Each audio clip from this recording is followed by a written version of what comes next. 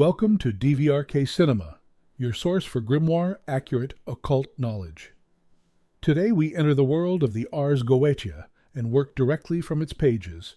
The 26th spirit of the Goetia is Bune, also recorded as Bime.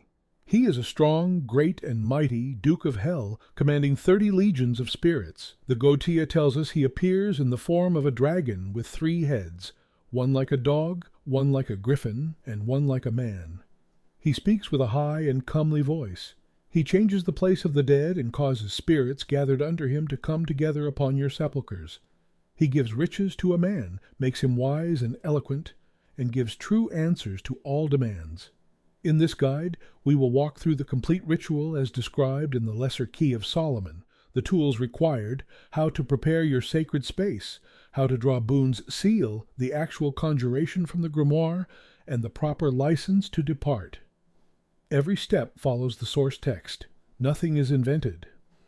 For further study, the primary texts are the Lesser Key of Solomon in the Mathers and Crowley edition, 3 books of occult philosophy by Heinrich Cornelius Agrippa, and the Picatrix, each referenced throughout this guide. Let us begin. Who is Bune? The Lesser Key of Solomon is a 17th century grimoire compiled from earlier manuscripts, the most systematic collection of evocation magic in the Western tradition. Its first book, the Ars Goetia, names and describes 72 spirits, their ranks, their appearance, their powers, and their seals. Bune holds the rank of Duke. In the Goetia's hierarchy, dukes command large legions and operate primarily during daylight hours. This is important. Bune is a day spirit. His 30 legions are at full power when summoned during the hours of the day, particularly in the hour governed by Venus or Jupiter, the 2 planets most associated with wealth and abundance. His 3-headed dragon form is significant. The dog's head speaks to loyalty and faithfulness. Bune is noted as a spirit who does not deceive.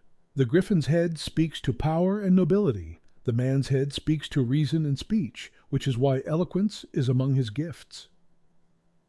Agrippa, in the 3 books of occult philosophy, teaches that a spirit's form encodes its nature. In Bune's case, what you see is precisely what you get, a powerful, honest, articulate force. His domain is unusual. He governs the dead and controls where their spirits gather.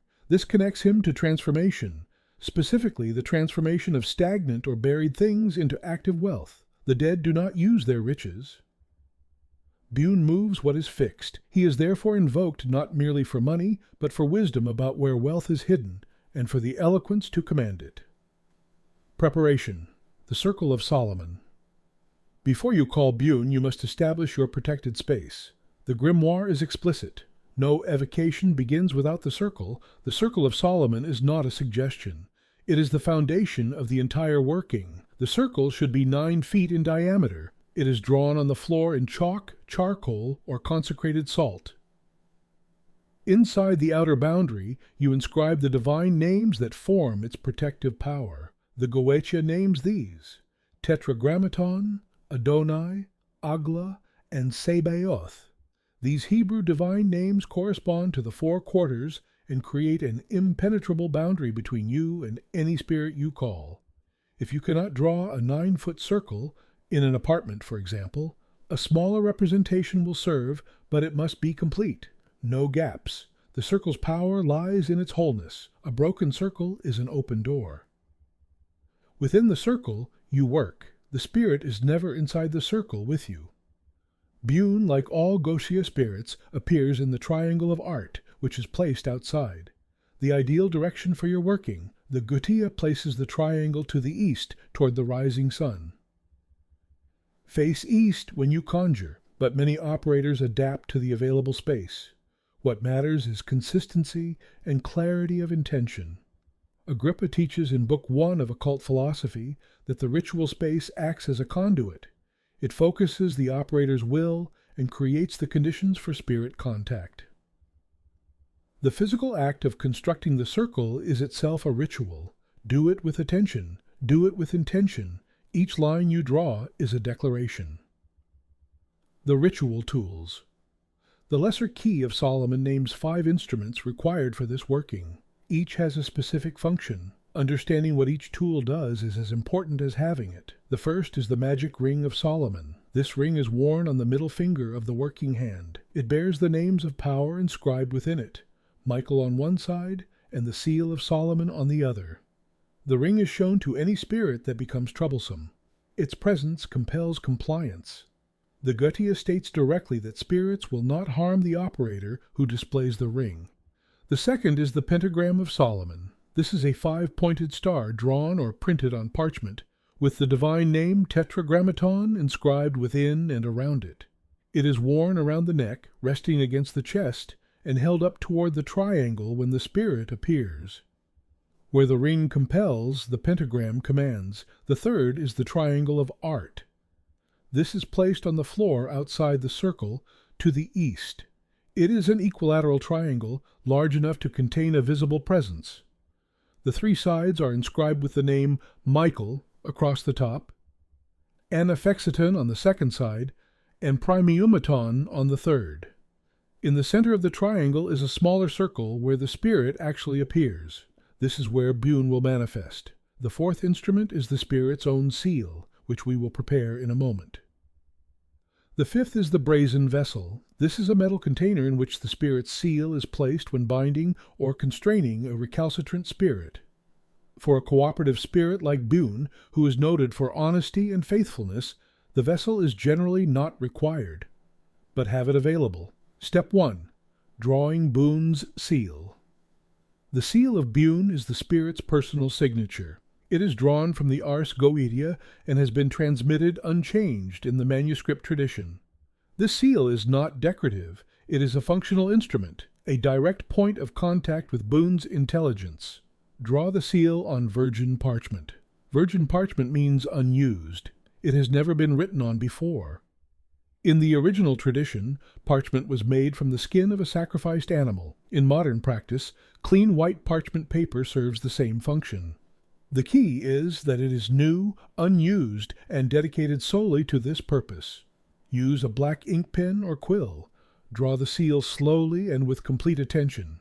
Agrippa writes that the seals of spirits work by the power of the operator's focused will. The act of tracing the lines while holding Bune's name and nature in mind is itself the beginning of the contact. You are not just copying a design, you are activating a connection. Once drawn, the seal is placed at the center of the triangle of art, in the small inner circle. Some operators also anoint the seal with a drop of oil, olive oil, cedar oil, or any oil associated with wealth and wisdom to consecrate it to the purpose. The seal remains in the triangle throughout the working. Do not remove it until you have spoken the license to depart. Offerings. Bune receives offerings gladly. The Goetia does not prescribe specific offerings for each spirit. This is where the Picatrix and the broader grimoire tradition fill the gap. Given Bune's dual nature, governing the dead and governing wealth, his most appropriate offerings are things that cross boundaries. Coin is appropriate, gold coin if available, silver otherwise, wine or spirits, particularly red wine. Frankincense and storax incense, which the Picatrix associates with contact between the material and spiritual planes. Some practitioners write their specific petition on a small piece of parchment, a clear, single-sentence statement of what they are asking, and place this alongside the seal in the triangle. Bune gives true answers to demands, but the demand must be clearly stated. He is not a spirit who guesses your intent. The Goetia is clear on one point. Bune is trustworthy. He does not deceive. He gives what he is asked for, and he answers truthfully, but he expects respect and precision. Vague requests produce vague results. Step 2. Setting your intention. Before you speak the conjuration, you must know exactly what you are asking. This is not a meditation on what you might want. It is a clear, specific, stated intention.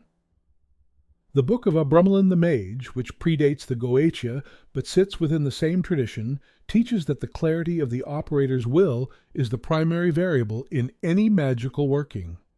Not the tools, not the timing, not the incense, the will. A focused, unwavering, specific request from an operator who fully intends what they ask is the most powerful force in grimoire magic. Write your request before the ritual. One sentence. Present tense, specific. Not "I want more money," but rather what you specifically need, what specific situation you are directing Bune to influence. He governs riches and wisdom and eloquence. Be precise about which you are asking for and in what form. Before speaking, take several slow breaths. Ground yourself. Feel the floor beneath your feet, your own weight and presence. You are about to address a being that has governed 30 legions for centuries. Come to that address with full presence and full seriousness. Step 3. The Conjuration. The first conjuration from the lesser key of Solomon is spoken aloud, facing the triangle, with the pentagram of Solomon held before you. Speak slowly, clearly, with full conviction. The Goetia states that if the spirit does not appear after the first conjuration, the second conjuration is delivered, then the constraint if necessary. For Bune, a spirit described as willing and faithful, appearance generally follows the first conjuration when the operator has prepared correctly. The conjuration is spoken as follows. I do invocate and conjure thee, O Spirit, Bune, and being with power armed from the Supreme Majesty, I do strongly command thee by Berlinensis, Baldachiensis, Pamachia, and Apologiae Sedes, by the most powerful princes, Genii, and ministers of the Tartarian abode, and by the chief prince of the seat of Apologia in the 9th Legion. I do invoke thee, and by invoking conjure thee. And being armed with power from the Supreme Majesty, I do strongly command thee, O Spirit Bune, that thou dost forthwith appear unto me here before this circle in a fair and comely shape, without any deformity or tortuosity. Speak with me in a voice intelligible to my understanding, and fulfill my desires to the end in all things that I shall make request of thee. Wherefore, come thou, fulfill the commands of him who holds the authority of the Most High. In the name of Tetragrammaton, Adoni, Agla, and Sabaoth, appear, O Bune, appear. Allow silence after the conjuration. Bune communicates subtly, through strong impressions, thoughts arriving fully formed, an unusual clarity of mind, or, in more advanced workings, a visible presence in the triangle. The Magus by Francis Barrett describes spirit communication as occurring primarily through the operator's own heightened perception, what feels like a thought originating from outside yourself. Note everything. Step 4. Listening and receiving. After the conjuration, enter a state of active receptivity. Do not strain. Do not grasp. The contact has been made. Now you receive. The Goetia notes that Bune gives true answers to demands. Ask your question or state your petition aloud, clearly to the triangle. Then be silent and observe what arises in your mind. Impressions, unexpected knowledge, ideas about who to contact or what action to take, all of these are potential responses. Keep a pen and paper inside the circle with you. Write down anything that arises. You may not understand it fully in the moment. Understanding often comes in the hours or days following the working, as the received information integrates. Do not rush this stage. Give Bune the time and respect of your full attention. The working ends when the exchange feels complete, when there is nothing more arising and nothing more to ask. Step 5. The license to depart. When the working is complete, you must formally close the contact. This is not optional. The license to depart releases Bune back to his realm and formally ends your connection. Leaving a working without this step is considered dangerous in the grimoire tradition. Contact left open invites disturbance. Speak these words from the Goetia, again facing the triangle, O thou spirit Bune, because thou hast diligently answered unto my demands, and hast been very ready and willing to come at my call, I do hereby license thee to depart unto thy proper place, without causing harm or danger unto man or beast. Depart then, I say, and be thou very ready to come at my call, being duly exorcised and conjured by the sacred rites of magic. I charge thee to withdraw peaceably and quietly, and the peace of God be ever continued between thee and me. Amen. After speaking the license, extinguish the candles one by one. Remove the seal from the triangle. You may keep the seal, burn it, or bury it, depending on whether you intend to work with Bune again. If you keep it, Store it wrapped in clean cloth. It remains a point of connection. Dismantle the triangle. Close the circle by walking it counterclockwise and speaking a brief closing prayer or affirmation of return to ordinary consciousness. Ground yourself. Eat something. Drink water. For further study. The primary source for all of this is the Lesser Key of Solomon. The Mathers and Crowley 1904 edition remains the most complete in English. Study it directly rather than through summaries. For the planetary and elemental correspondences governing timing, offerings, and incense, the 3 books of occult philosophy by Heinrich Cornelius Agrippa is indispensable. Book 1 covers the elemental and celestial worlds that underlie every spirit in the Goetia. For incense, suffumigation, and the science of creating atmospheric conditions favorable to spirit contact, the Picatrix, particularly books 1 and 2, contains the most systematic treatment in the Western tradition. And for understanding the fundamental nature of the will and its relationship to magical operation, the Book of Sacred Magic of Abramelin the Mage remains unmatched.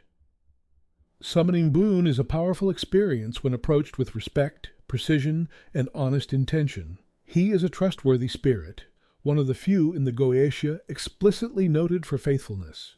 What he asks in return is what every grimoire demands: clarity, respect, and sincerity. Follow the grimoire. Use the actual tools. Speak the actual words. These texts survive centuries because they work. Thank you for watching. Subscribe to DVRK Cinema for more grimoire-accurate guides to the spirits of the Ars Goetia. Until next time, keep your circle closed, your will clear, and your intentions pure.